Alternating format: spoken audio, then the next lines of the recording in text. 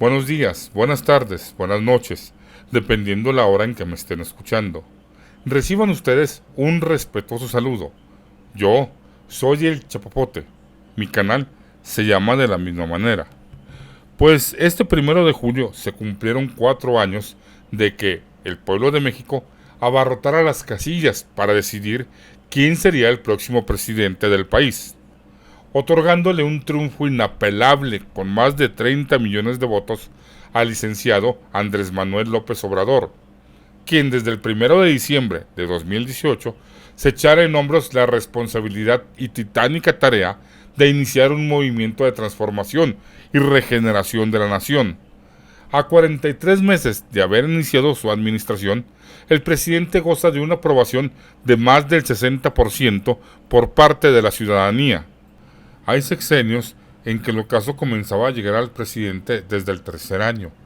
Pero, a diferencia de los últimos 5 expresidentes, López Obrador llega a su cuarto aniversario como el mandatario mejor evaluado. En 4 años, el presidente ha logrado un cambio en la forma de hacer gobierno. Se distingue y reconoce la austeridad y una nueva forma de hacer política. Sin embargo, todavía le quedan 2 años al sexenio, y en ese tiempo aún queda mucho por hacer.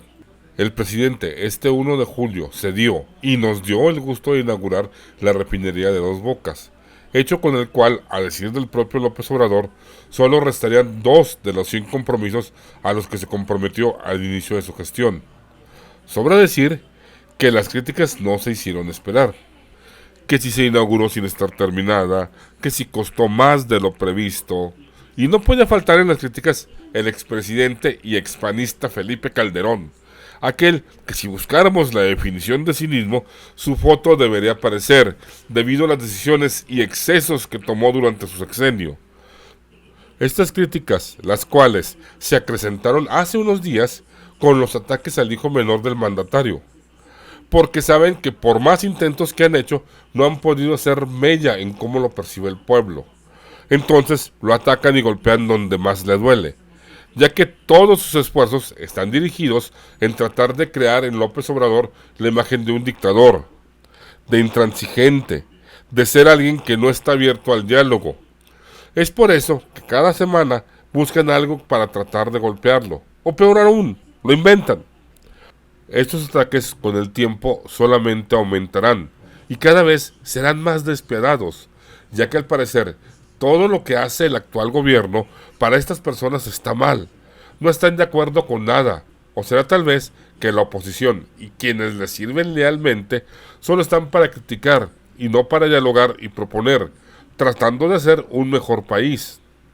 A López Obrador le han recriminado que en cuestión de salud aún no tenemos un sistema como el de Canadá. Pero seamos realistas, la actual administración recibió un país en ruinas e infectado en todas sus instituciones en corrupción. O ya no recuerdan muchos de ustedes cómo estaba el IMSS en el sexenio pasado. Totalmente en quiebra, porque todos querían una tajada. Y el principal problema del IMSS es su sindicato, el cual se dedica a que no se pueda tocar a los trabajadores, no importa lo malos que sean haciendo su labor. En el sistema de salud de cuando yo era un niño, los hospitales olían a amoníaco, se veían limpios. Es cierto, ya había burocracia, pero se decía que, logrando pasarla y al llegar con el médico, se recibía una atención de primera. Ahora, la diferencia es abismal, se ven hasta sucios, y es casi imposible lograr que se le dé atención a uno. En cuestión económica, se dice que retrocedimos, pero a este sexenio le tocó lidiar con una pandemia, o alguien siquiera se imaginó lo que nos tocaría vivir.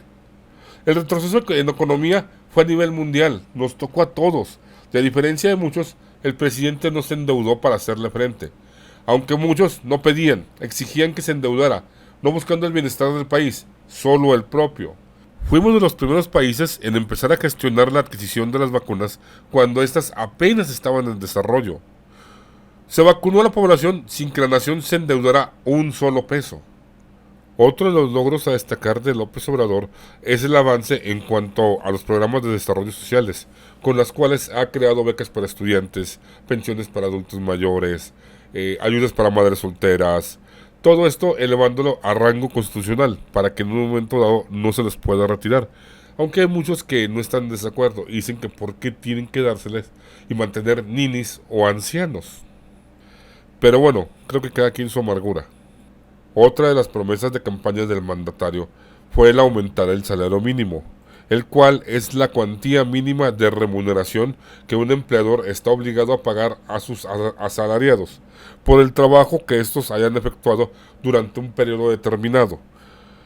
Cuantía que no puede ser rebajada ni en virtud de un convenio colectivo ni en un convenio individual. Los ingresos de una persona le deben permitir que cubra sus necesidades básicas de alimentación, vivienda, salud, educación, entre otras, no solo para sí misma, sino también para su familia.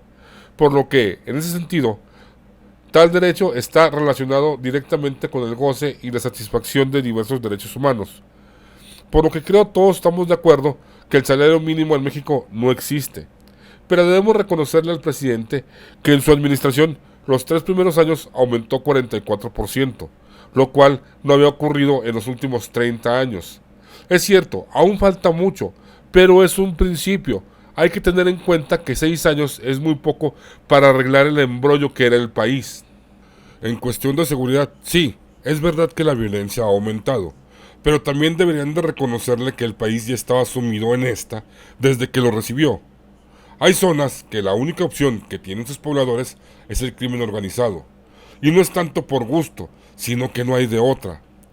Si bien el problema de seguridad no ha disminuido, así como le recriminan los números, ¿por qué no admiten que desde comenzó su gestión López Obrador, a diferencia de los 2 sexenios anteriores, la escalada ha sido menor? En casi 4 años de gobierno de Andrés Manuel López Obrador, además de los ya mencionados, otros de los logros del tabasqueño son la eliminación del fuero presidencial, eliminación de la partida secreta, eliminación del Estado Mayor Presidencial, eliminación de pensiones millonarias a expresidentes, reducción del salario del presidente, creación de la revocación de mandato, eliminación de gastos médicos mayores a legisladores, inmovilización y congelamiento de más de 20,000 cuentas bancarias relacionadas con el crimen organizado a través de la Unidad de Inteligencia Financiera, tipificación de la corrupción, delitos electorales y robo de combustible como delitos graves, disminución de IVA en zonas fronterizas al 8%. Se entregaron apoyos económicos de 150 a 500 mil pesos a más de 50,000 escuelas en el programa La Escuela es Nuestra. Se han plantado más de 400 millones de árboles en 21 entidades del país. Se entregaron apoyos económicos y enseres domésticos a más de 200,000 familias damnificadas en Tabasco. Se reconstruyeron viviendas para más de 45,000 familias afectadas por sismos, estas dos últimas sin necesidad del Fonden. Rehabilitación y o creación de 134 clínicas, hospitales o centros médicos. Compra de refinería Deer Park. Construcción del aeropuerto Santa Lucía que generó más de 30,000 empleos. Construcción de la refinería Dos Bocas que generará más de 35,000 empleos. Construcción del Tren Maya que generará más de 40,000 empleos y un muy largo etcétera. Todo esto lo vuelvo a recalcar sin endeudar un solo peso al país. Y se preguntarán, ¿de dónde sacó el dinero para todo esto? Imagínense cuánto robaban los gobiernos anteriores. A 2 años de terminar su gestión, el mismo presidente ha dicho que se redoblarán esfuerzos, y a decir de él, van a ser los mejores de todo el gobierno, pero no solo lo serán para el presidente. Lo más importante es que van a ser los 2 mejores años para el pueblo de México. En los 2 años que le restan, aún tiene grandes pendientes, entre ellos la seguridad, el crecimiento económico y el combate a la corrupción. Y es por eso que también tiene en la mira la importancia de su sucesión. Aún falta para el relevo, pero para el mandatario es de gran importancia que el próximo presidente, ya sea hombre o mujer, a quien el pueblo elija libremente, continúe con la transformación. El presidente está pensando en su legado, más allá de sus obras, que su movimiento se consolide y al mismo tiempo deje cimentado este tipo de liderazgo que ha establecido. Quisiera ofrecer las más sinceras disculpas por la calidad de la voz, esperando su comprensión y que dispensen que no me encuentro muy bien de salud. Y recuerden que la mejor forma de acabar con un pueblo es hacer lo que se olvide de su pasado, porque está condenado a cometer los mismos errores.